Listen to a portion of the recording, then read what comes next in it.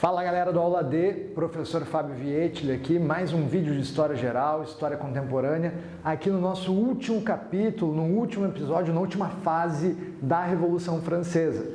Antes de começar a aula, não te esquece de dar like no vídeo, de compartilhar o canal, de te inscrever, para nos ajudar a continuar botando esses vídeos no ar. Galera, na aula de hoje nós vamos abordar o último momento da Revolução Francesa, período conhecido como o Diretório, que vai de 1795 a 1799. A primeira coisa que eu quero que tu entenda, Chuchu, é o seguinte, o Diretório ele vai se caracterizar por ser uma reação termidoriana. Lembra, no vídeo anterior nós falamos sobre o golpe do Termidor, que pôs fim à fase jacobina da Revolução Francesa, a fase do terror, a fase da Convenção Nacional. Aquela fase que havia sido a mais popular, com conquistas sociais para a população mais pobre. Esta reação termidoriana do Diretório representa o retorno dos girondinos ao poder, aquela alta burguesia francesa, uma burguesia financeira. Quando os girondinos retomam o poder, nós temos como primeira característica desse período a anulação de conquistas sociais. Então aqui nós teremos o retorno da escravidão nas colônias, nós teremos a aprovação de voto censitário, o fim do sufrágio universal, a anulação do edito do preço máximo, enfim, nós temos um retrocesso nas questões sociais da Revolução Francesa. Assim que se inicia o Diretório, nós temos a aprovação da Constituição do ano 3, o ano 3 partindo como base do calendário revolucionário, adotado ainda na fase da Convenção.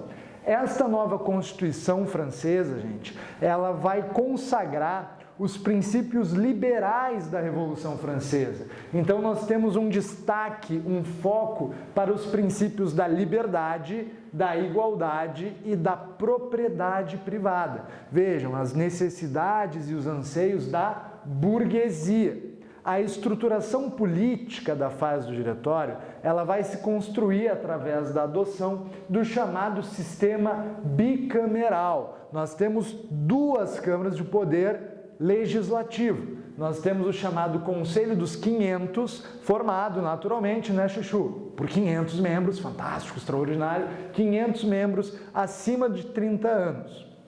Este Conselho dos 500 elegeria o chamado Conselho dos Anciãos, algo que a gente pode entender como sendo muito parecido ao Senado.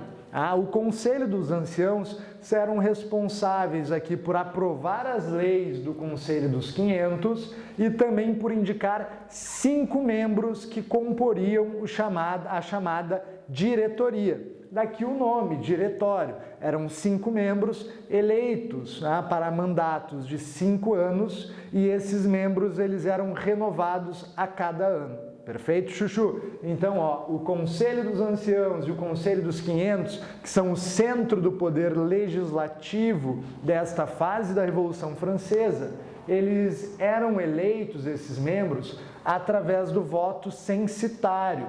Para tu poder se eleger, votar e ser votado, tu deveria ter propriedade. É muito comum que a gente leia em livros de história que esse é o período em que a França é governada pelos proprietários. Então é uma fase aqui onde a elite, onde os girondinos, onde a alta burguesia retoma o controle dos rumos da Revolução Francesa. A grande questão, queridos, dessa etapa da Revolução Francesa é que este governo foi marcado por uma forte instabilidade. Notem que esse é um período de apenas 5 anos, de 95 a 99. Essa instabilidade, ela foi resultado de uma série de questões que marcariam a administração dos diretores. Primeira questão é a corrupção. Nós temos inúmeros escândalos de corrupção envolvendo os membros da diretoria. E além disso, esse é um período de inúmeras fraudes eleitorais. À medida que, mesmo com o voto censitário, nós tínhamos a eleição de deputados monarquistas, realistas ou deputados de radicais da esquerda, como jacobinos, os girondinos anulavam essas eleições de forma fraudulenta para impor a sua maioria dentro da instituição legislativa. Isso acabou gerando uma instabilidade política muito grande, um descrédito da população francesa ante este cenário eleitoral. Uma segunda questão importante da gente lembrar dessa instabilidade do diretório é que ele foi marcado por uma grande violência. Te lembra, Chuchu, quando a gente fala na convenção, período do terror, nós falamos do terror vermelho, a utilização da guilhotina para eliminar os inimigos políticos dos jacobinos. Neste momento da Revolução Francesa, esta prática continuará valendo. Mas aqui, como são os girondinos no poder, nós falaremos em terror branco, a perseguição de girondinos aos opositores do regime.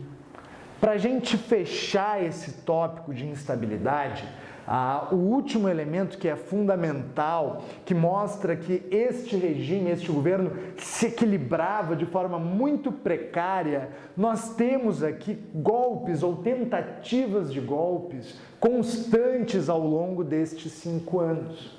Nós temos tentativas de golpes de grupos políticos realistas, os monarquistas que desejavam o retorno do antigo regime, do absolutismo, de um poder monárquico muito forte.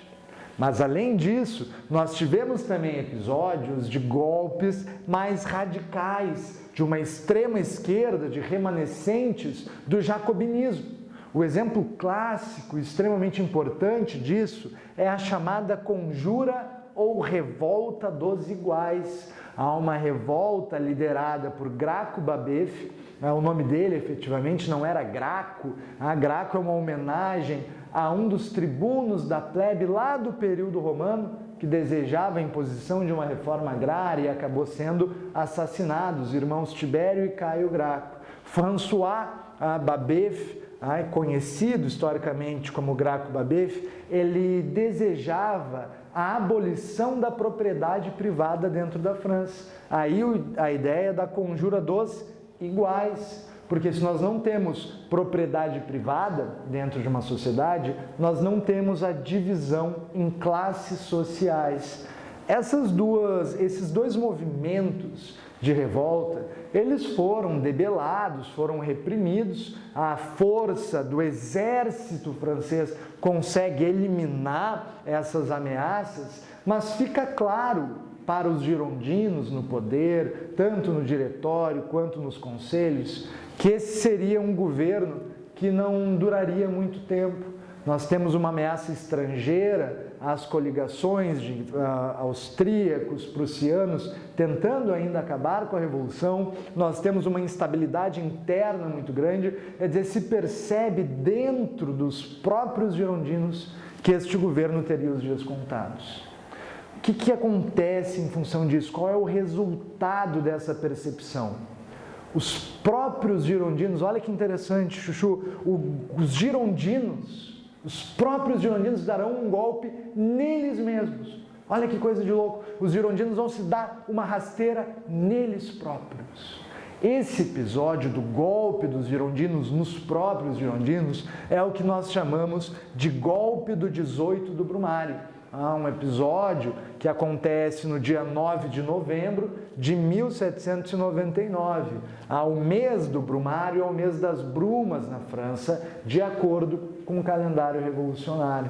Nesse golpe, os girondinos eles vão perceber a necessidade de um elemento político aglutinador, alguém que fosse uma espécie de líder forte, um líder político, alguém que tivesse unanimidade frente à população mais pobre, frente à burguesia, frente ao exército, com alguém que fosse capaz de aglutinar as forças políticas dentro da França, consolidando os valores da burguesia, a Revolução Francesa e os seus ideais estariam a salvo. Então, no dia 9 de novembro de 1799, os próprios girondinos, eles irão dissolver o regime do diretório e irão estipular uma nova forma de governo, um governo com 3 cônsules que exerceriam o poder executivo. É o início do consulado, é o início do período napoleônico. O elemento percebido pelos girondinos como sendo capaz de aglutinar camponeses, trabalhadores urbanos, o exército, a alta e a baixa burguesia, era um jovem general que vinha se destacando desde o início da Revolução Francesa, um dos generais mais jovens da história, um pequeno, grande homem. Mas isso é assunto para uma próxima videoaula. Queridos, se gostaram do vídeo, não esqueçam de deixar o like, de te inscrever no canal. Beijo e até uma próxima!